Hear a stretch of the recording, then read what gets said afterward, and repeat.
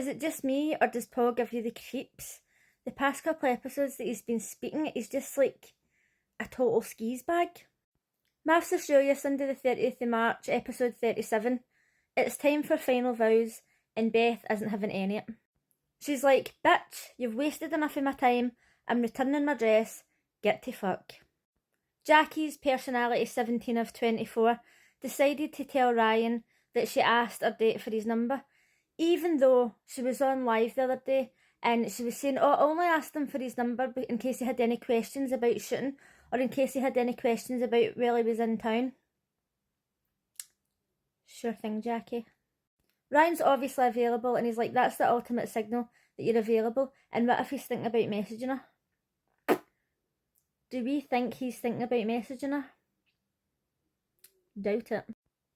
If the guy that she went out on a date with has actually watched this season of Mafs, he must go to bed every single night and thank the universe. There's nobody else in this entire world that is more thankful that they didn't get accepted onto a reality TV show. Karina and Paul were having a chat before they left the apartments, and he is just a total skis bag. She's sitting there, she's zoned out. Obviously she's hurting, but she's also like, she's left the building at this point. And he's like, oh, I think I'm getting through to her. I made her smile a wee bit because she was being polite. Keep in mind that I don't even like Karina, but she can do it much better than that. Once he left, Karina watched the wedding video, and I kind of felt like they should have watched it together, but at this point it's not going to make much of a difference. Dave and Jamie watched their wedding video together, and it was like a whole cute situation, but it was showing you Jamie's sister. I don't really like Jamie's sister. I don't agree with one thing that she says. The fact that she's like, oh, if you've not got love now, you're never going to have it. They've known each other for 3 months. If I was going out with somebody for 3 months and their brother or sister was like, oh, if you don't love them, or if you don't want to marry them, if you don't want to have babies with them now, it's never going to happen, I'd be like, calm the fuck down. Calm the fuck down. Like, I get that they've been living in this situation, they've been living together, they've been seeing each other all the time, and like your relationship would progress faster, but they all just need to chill. Like, Beth's dad was just too intense. I'd have been out of there. When it came time for their final vows, I didn't really know what to expect because we had already seen a clip of Jamie saying like, oh, I told you I loved you and you didn't feel the same back or whatever else. You know how they like to edit it to make you think that something's going to happen. But their vows were really nice. I felt like he was being really genuine, and then we were just really waiting to see what Jamie was going to say. And the way she wrote it, it was as if, right, I'm going to leave. But then in the end she was like, no, I think that like this could be just the start. And I was like, nice one, Jamie. So we're leaving this thinking that everything's all fine and well, but if you watch as much about Mafs on TikTok as I do, you'll know the reunion is going to be very interesting. Then it was time for Athena and Adrian. This was painful. Her sister seems to be the only one with a brain. Would you want your daughter to be with somebody like Adrian? No, because he's an absolute fucking loser. But for whatever reason, she's thinking, oh, do you know what? This could be good. This could work. So he was doing his vows. I wasn't even listening to him because he talks absolute shit. And then she was doing her vows. And at the end, she's like, oh, I think that, like, I've got a son. He's the man that's waiting for me.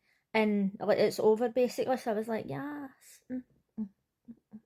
Finally, she's taking a stand. She's not a fucking simp.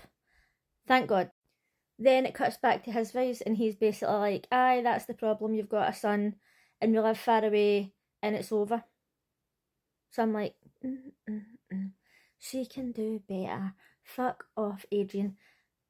But no, it doesn't end there. It should have ended there. But Athena's like, what do you mean?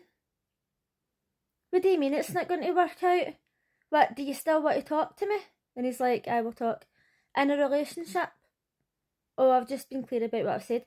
She has literally just ended her vows by saying, it's finished. He's ended his vows by saying it's finished. And she's like, no, we're not finished. No, we're not finished. And it went on. And the more she was doing it, the more I was like, this needs to stop. It was even worse than when she kept saying, oh, he's so hot, he's so hot, he's so hot.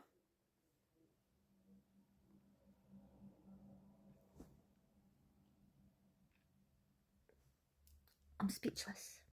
So anyway, even the producer's like, oh, do you want to explain what just happened there? She's like, she's got the camera people, she's like, guys, what the fuck's going on? Is it finished or is it not? No, Athena's decided that they're going to have a long-term relationship over the phone, even though he's probably just got to fucking delete her number as soon as he gets out of there.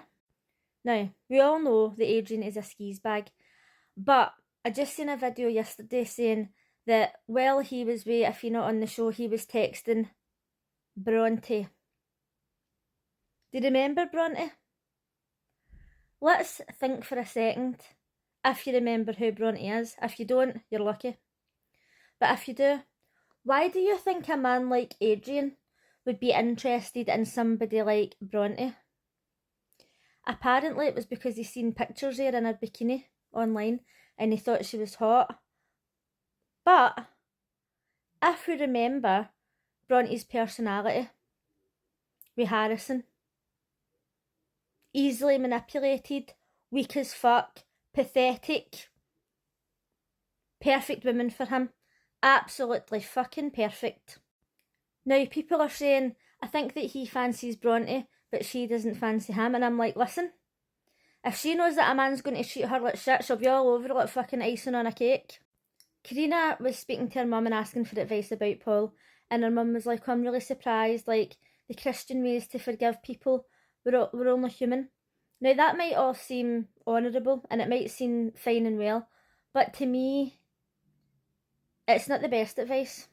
When I think of that, I think like back in the day when men were, there was a lot more DV, let's put it that way, back in the day, and women wouldn't leave their husbands because they didn't want the street to judge them, or because the people at the church would judge them. You know, they couldn't leave because everybody would be chatting about them in chapel, and that's what this brings to mind, like, oh, you don't want people talking about you. Do you know what I mean? Like, just forgive and forget. It's not always as easy as that. Now listen, I'm not saying that you can't forgive people, right? It's just like, in this situation, in this show, when her mum was saying that, and she's like, oh, that's the Christian way, that's what it made me think of. Okay, I know that we all make mistakes and you can forgive people, but just like, when she brings religion into things like that, it just kind of like, I don't know, it rails me up a wee bit. I know she didn't mean it in any sort of way. So then we've seen that next time they're going through their vows and he's like, oh, I really like you, or shite, talk shite. He'd be as well speaking French because I don't even listen to anything that he says. And then it looks as if she's going to say, like, I liked you, but you're too late. But you know, they like to manipulate us. We don't really know what's going to happen. Then we've seen a clip of Jackie and Ryan's final vows, and it looks as if personality 5 out of 24 has returned, and she's ripping them to bits again. And there's a guy that I watch on here who's like a body language expert, and he's been talking about Jackie a lot, and he's been saying for weeks, she's going to hang on to him, she wants the airtime. It's all about clout, and she's going to hang on to him until the very last episode where she's probably just going to rip him to bits.